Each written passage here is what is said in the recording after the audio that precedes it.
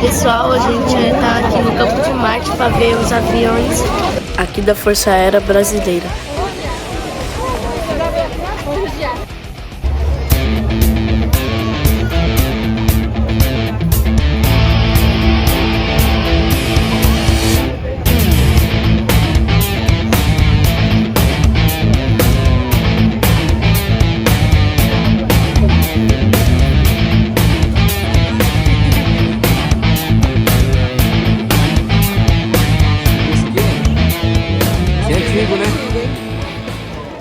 Né, Ender?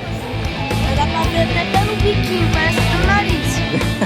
Tem até dos buraquinhos. É, tem até dos buraquinhos.